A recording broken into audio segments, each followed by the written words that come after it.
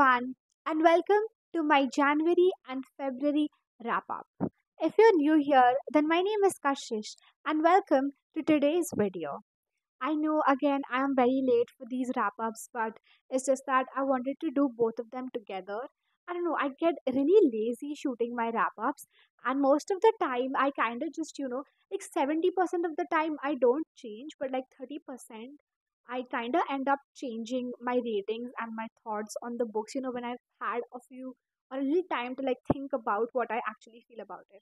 So yeah, there were a few books that I did change my ratings of. So I just wanted to be sure before I recorded this video and told you guys my views on all the books that I've read in the past few months.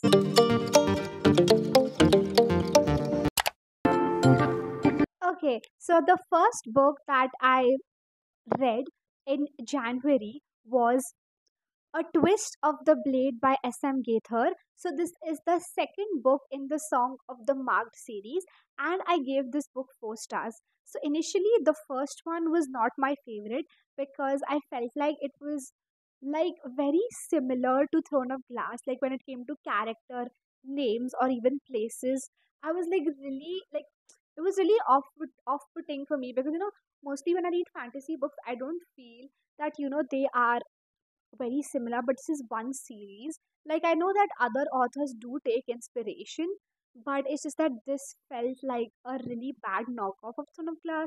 But I don't know. I think I still wanted to give it a chance, and that's why I read the second one. And honestly, the second one was so much better because there's more character development and more world building, which kind of makes it different from Son of Glass. And honestly, I loved the main couple in this fantasy series. Like Cassia and Elander are like such an amazing couple, and I love the banter and the sexual tension between them. Like it is amazing, and I mean, I love the friendship between all these characters. I mean, it's just so precious.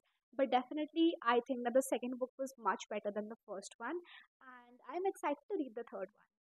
And after that, I read My Boyfriend is a Vampire by Ava Knight. So I gave this book 3 stars. I mean, it was like a really fun read for me. Honestly, I never knew that I was gonna read this book, but I visited the bookstore on like the 3rd or the 4th of January, and it's just I saw this book out of the blue, and I just wanted to read it. So yeah, I bought it and I read it the same day, and it was just a fun read, honestly. And it's just if you're looking for a book where you just don't have to use your brain and just read it because you just wanna read something for fun, then I would definitely recommend this. And honestly, the best part for me about this book was Godric. I mean, I was obsessed with this guy. He was amazing. He was so obsessed with Hazy. I loved it. I mean, I did find Hazy's character a bit annoying at times, but at the end of the day, I did enjoy this book. But yeah, that is how I felt about this book. And moving on. After that, I read a book on my Kindle, which was I Still Have Love to Give by Emily A. Myers. So this is a poetry book. So generally, I don't read poetry books, but I really ended up loving this book because it was written so well, and it also kind of depicts the author's journey from her heartbreak to kind of recovering from that, and then moving on and going again into the dating world. So it was just like a beautiful journey to read through. And in the end, the author also, kind of gives you like tips and tricks on how to, get over heartbreak and then, step out in the dating world after that. So I really enjoyed it, and it was just like a very heart touching and a very heartfelt book. And after that, I read Crimson River by Devney Perry. I mean, I love this series, but I gave this book 3.5 stars. I mean, I really liked Layla and Vance and the whole mystery aspect of this book, but I just felt like 60% of this book was just smart, and then 40% was just the hiking part of it. I just wanted more communication between the characters, and I felt that that was severely lacking. Like in the end they did talk it out, but I just felt like that was not enough communication for me. But again, I did really like the mystery part of it and the whole plot surrounding Cormac. I mean, that was really nice. I did not expect that at all, and I think that's why I pushed my rating from 3 to a 3.5, but because I was honestly really surprised, and I did enjoy that part of the book. And after this, I read Sable Peak by Devney Perry. So I gave this one 3 stars. Again, I was a bit disappointed with this one. I mean, I've loved Mateo since the first book, and I feel like a lot of people were looking forward to his book. I mean, I love Vera and Mateo as separate characters, but I don't think that they make a good couple. And also, the way this book has been written is like, I mean, I did not like it. Like, the first 100 pages is just Vera's life through the years and how slowly she becomes obsessed with Mateo. And that whole part where one day she just like hits her breaking point and she just goes up and kisses Mateo, and then all of a sudden Mateo is like, oh my god, I love her. And I mean, that was just like too insta lovey for me. I mean, they've known each other for a really long time, but then all of a sudden, him just realizing that, oh my god, he's in love with her was very off putting for me. I just didn't felt that it was very natural also. But again, I love both of them as separate characters, and Mateo as a dad was something which I loved seeing. And it's just that I love this family. I love the family dinners in every books. And I don't know, it's like whenever they have a new partner and when they go to the family dinner to introduce them, I mean, those scenes have just been so fun in every single book, and I just adore this family. And at the end of the day, I do recommend this series. It is so fun. I mean, that the last two books were not what I expected, but that's just my opinion. You might just love it more than me. So yeah, again, love this series. Definitely recommend it if you're looking for a small town romance, and it's like every sibling has a different troop. So yeah, and after this, I read Sincerely Yours, Inconvenient Wife by Julia Wolf. Oh my god, this book was freaking amazing. Again, it's Marriage of Convenience. It's one of my favorite tropes of all time, and it was just done so well. Like the characters, the pacing, the plot line, and the communication was so well done that I really enjoyed reading this book. And I gave this 4.5 stars. And after this, I read P.S. You're Intolerable, which is the second book in this series. You already get introduced to Elliot in the first book, and I was so excited to read about him. So, this book is about Elliot and Catherine. So, Catherine is his secretary, and she's pregnant. And it's like after having the baby, Elliot finds out that the place she's living in is actually not livable.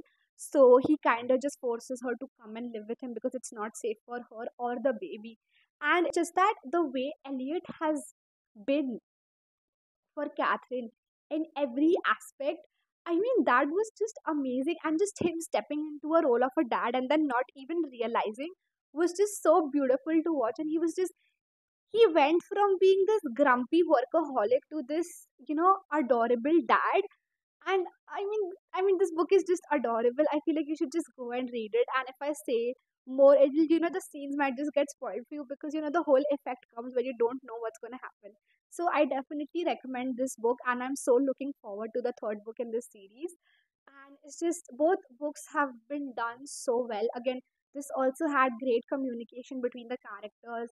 Character developments were so good, and it's just again a very good job done with this book, honestly.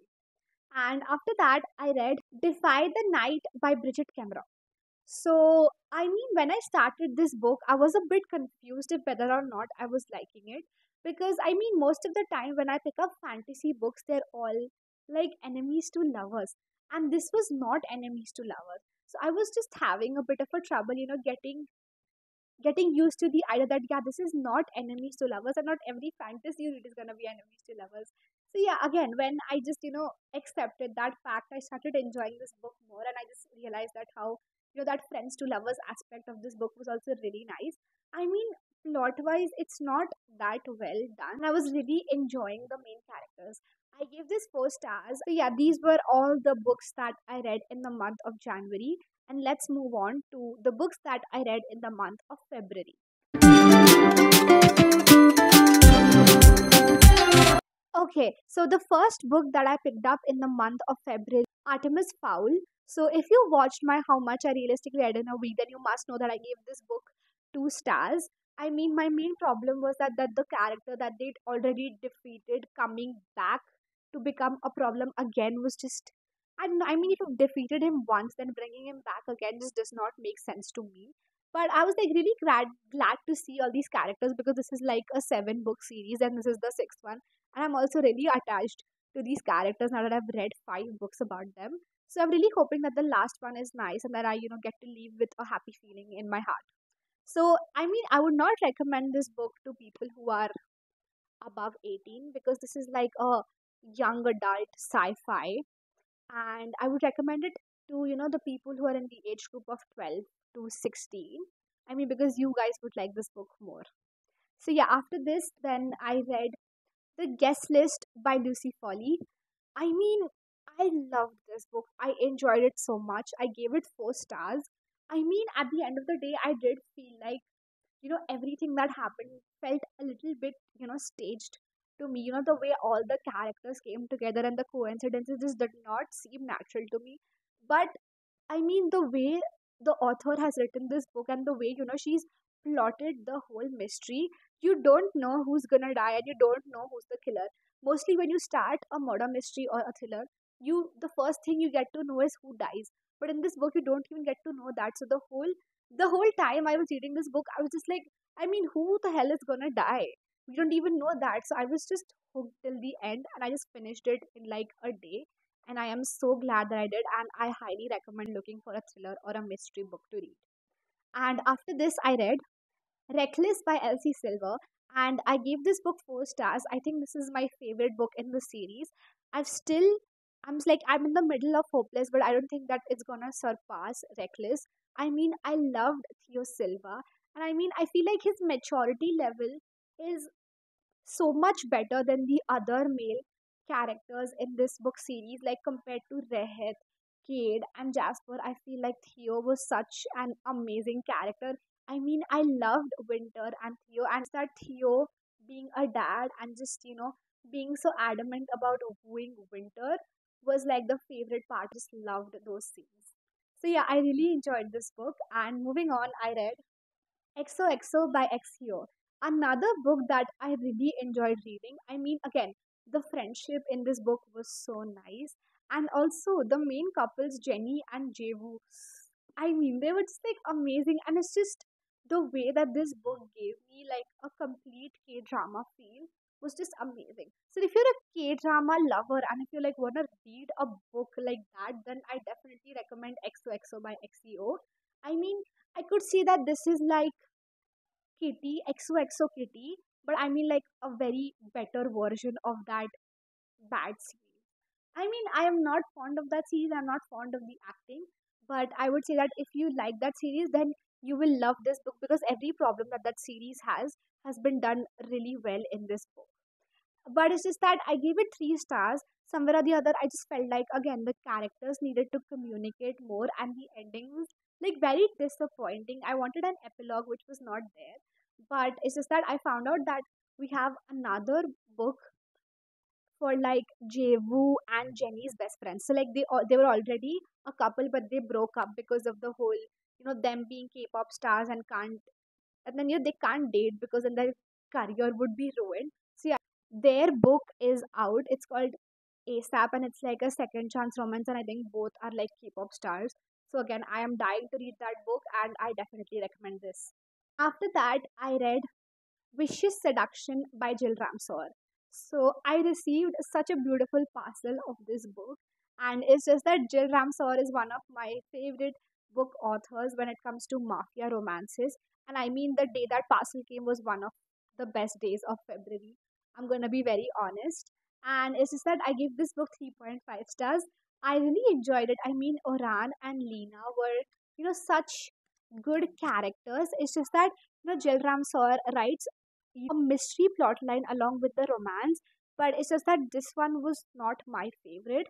But I loved the main characters. I mean, Lena was amazing, and Oran was a bit too possessive at times, but it's just that everything he does in the whole book kind of just covers up for that aspect of his personality.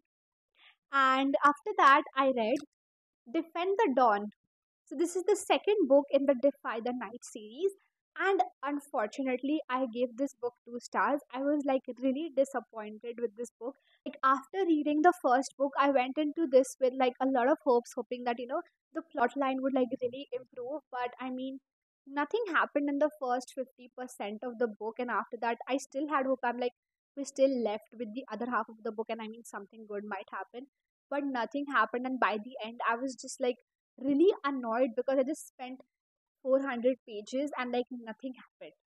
And also the fact that the author tried to include another guy and tried to create this weird love triangle. I mean, in the start I was liking jealous Korik, but after that I was just really annoyed with the scenes because the whole relationship drama kind of ruined Tessa and Korik's relationship, and like everything that they'd been through or talked about was like kind of ruined in this whole aspect. So I mean, I still do love these characters, but I just feel like plot wise this book is really disappointing. I don't know if it's gonna pick up in the next one, but I am still gonna finish and read the series because I do wanna know how it ends. And I also DNF'd one book in February, which was Pretty Little Mistake by Michaela Schmelster. So, I mean, like, I was not really impressed by the first few chapters, but I still kind of, decided to give it another try. But it's just that around 30% mark, I was like done with the book and both of these characters. So it's like he's her brother's best friend and they had a thing when she was a teenager, but then after that he just went off, and now that they're back, they're working together in the same workspace, and it's just that the guy was like really horrible to her, and she her personality was like very bad. She was legit like a doormat. She was like just take his shit every single time he would insult her, and I was just not up for it. And the whole pacing of the book was like really, really, really weird. So I just decided to DNF it at 30%. I mean, if you wanna go for my review, then I'm not gonna recommend it. But if you'd still like to try it, then do give it a try. You never know, you might like it. So, yeah, these are all the books that I've read in the past 2 months. Thank you so much for joining. I hope you guys enjoyed this video, and I'll see you in my next one. Bye bye. And don't forget to subscribe, please, if you wanna, get to know about all the other videos that are gonna be upcoming on my channel. So, yeah, thank you so much, and bye bye.